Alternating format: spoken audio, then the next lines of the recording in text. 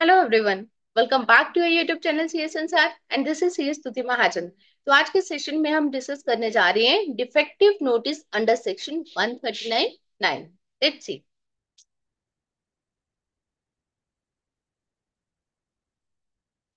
At present बहुत सारे defective notice हमारे पास आ रहे हैं अंडर सेक्शन 139(9) के।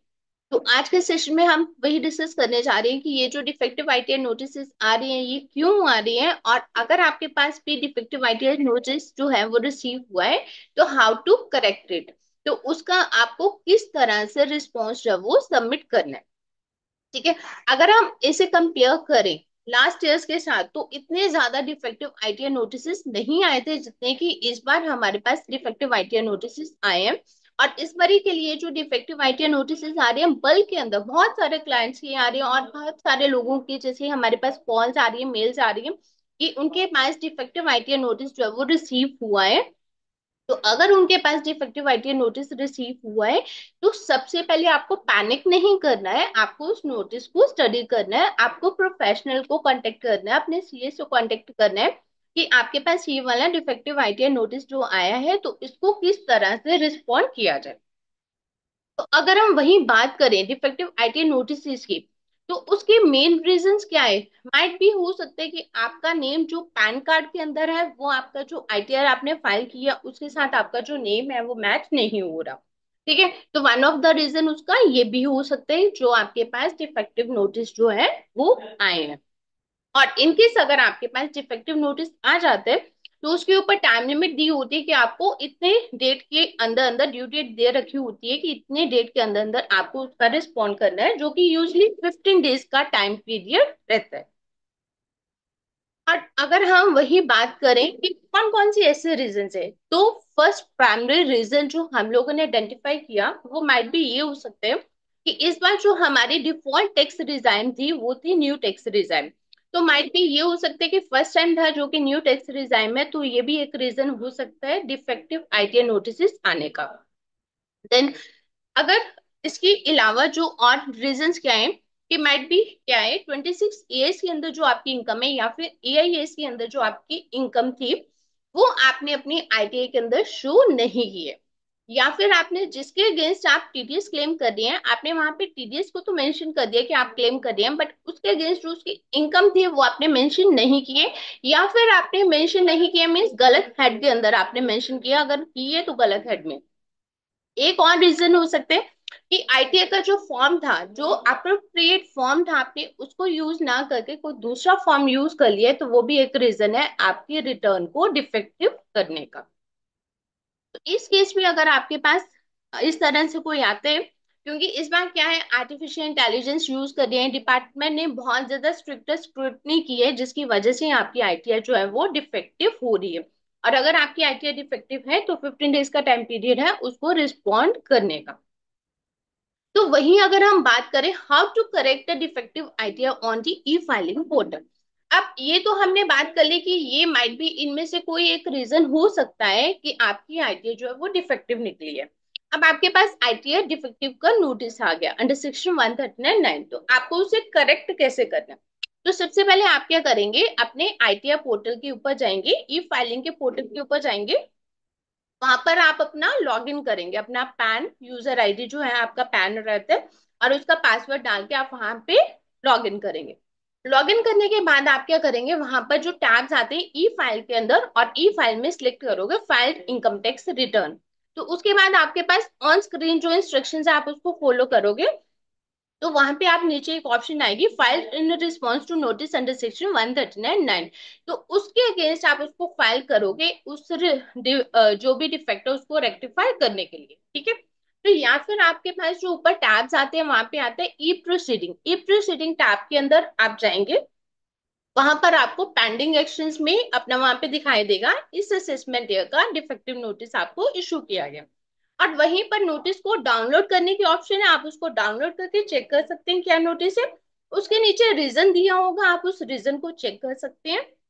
और वहीं पर सबमिट रिस्पॉन्स करने की आपको ऑप्शन दी जाती है। सबमिट रिस्पॉन्स करेंगे तो अगर आप एग्री करते हो रेडियो बटन होंगे, एग्री कर दिए तो आप उसको एग्री को क्लिक करेंगे। एग्री को क्लिक करने के बाद आप क्या करेंगे, उसके अगेंस्ट जो भी आईटीआर नंबर है, आईटीआर 1 2 3 4 जो भी आपको करना है अपलोड, उसकी जेएसएन फाइल को आप अपलोड कर देंगे करेक्ट करके। और वही, अगर आपके पास डिफेक्टिव रिटर्न का नोटिस आया है, आप उसको डिसएग्री कर रहे हैं, तो आप क्या करेंगे, उसको डिसएग्री को सिलेक्ट करेंगे। देन उसके नीचे उसका जो भी रीजन है उसका रिमार्क्स में देंगे, उसका जो भी रीजन है आप वो दे दोगे रीजन, और डिसएग्री करोगे। और उस केस में आपको रीजन जो है टेक्स्ट बॉक्स में देना पड़ेगा। और उसके बाद क्या होगा, अगर आपको फिर भी लगता है कि आपका एओ के पास जा सकते हो, जुरिस्डिक्शनल असेसिंग ऑफिसर जो है उसके पास भी आप जा सकते हो, कांटेक्ट कर सकते हो। और अगर आपके एओ जो है वो सेटिस्फाइड नहीं है, तो उस केस में आपके पास एक और ऑप्शन बचती है, आप अपील के लिए प्रोसीड कर सकते हैं। ठीक है। तो सबसे पहली बात, हम लोग जिसके भी ये आ रही हैं, सबसे पहले पॉसिबल रीजंस अगर हम यहीं पर आइडेंटिफाई करें कि हमारे आईटीआर नोटिस के जो भी डिफेक्टिव होने के पॉसिबल रीजंस क्या हैं, कि आपने जो ग्रॉस रिसीट है 26 ईयर्स की जिसके ऊपर आपने टीडीएस क्लेम की है, वो हायर है than the total of the receipt shown under all heads of income in the return of income. तो एक चीज इसके अंदर आपको बड़ा ही क्लियरली याद रखना है, जब आप अपने टीडीएस की वहां पर डालते हैं तो आपको पता है आपको वहां पे लिंक करना पड़ता है कि ये टीडीएस है, ये किसका है, इंटरेस्ट का है, तो आप क्या करते हो, इनकम फ्रॉम अदर सोर्सेज को क्लिक करते हो। ये टीडीएस है आपका पीजीबीपी का है, तो आप उसको क्लिक करते हो। तो उसी के सेम वे में वहां पे वो चेक करते हैं कि आपने उसकी इनकम मेंशन की है, अगर आपने उसके अगेंस्ट इनकम मेंशन नहीं की हुई है तो आपके पास ये नोटिस आने के चांसेस पूरे पूरे हैं। सेकेंडली रीजन हो सकता है कि पैन जो आपका डाटाबेस के अंदर जो नेम है वो मिसमैच हो रहा है आईटीआर के साथ। और थर्ड रीजन क्या है, taxpayer has income under the head PGBP but has not filed a balance sheet और पी&एल अकाउंट, उसने वहां पे फाइल नहीं किया है। ठीक है। आईटीआर 3 तो हमने फाइल कर दिया लेकिन वहां पे बैलेंस शीट और पी&एल अकाउंट नहीं लगाया, तो उसके इसमें भी डिफेक्टिव रिटर्न के नोटिस के चांसेस बढ़ जाते हैं। तो ये, अगर आपकी इस तरह से कोई भी मिस्टेक आईटीआर के अंदर हो गई है, जब भी आपने अपनी आईटीआर फाइल की है खुद से या फिर प्रोफेशनल से जब भी करवाई है, इनकेस अगर आपके वहां पे आईटीआर में कोई इस तरह की कोई मिस्टेक हुई है, तो उस केस में आपको डिफेक्टिव रिटर्न का नोटिस जो है वो आया होगा या आएगा। अब आपके पास ऑप्शंस बचती हैं, डिफेक्टिव रिटर्न का नोटिस तो आ गया, आपको उसका रिस्पॉन्ड करना है 15 डेज के अंदर अंदर, टू मेक इट श्योर कि आपके रिटर्न जो है वो प्रोसेस हो टाइमली और उसी तरह से जैसे कि आप चाहते हैं। तो उसके लिए मैंने आपको बताया कि आपको क्या करना है, जहां पे आपकी ई प्रोसीडिंग्स टैब, ठीक है, तो मैं वही सुजेस्ट करूंगी, या तो अभी टाइम है आप क्या कर सकते हैं, रिवाइज रिटर्न अपनी फाइल कर दो। तो या फिर आप सेकेंड ऑप्शन क्या ऑप्ट कर सकते हो, ई प्रोसीडिंग टैब के अंदर जाओ, पेंडिंग एक्शंस में वहां पे जाओ। पेंडिंग एक्शंस के अंदर आपके पास वहां पे आ जाएगा जो नोटिस है, वहां पे वो दिख जाएगा, और नोटिस का आपको रिस्पॉन्स जो है वो सबमिट करना है।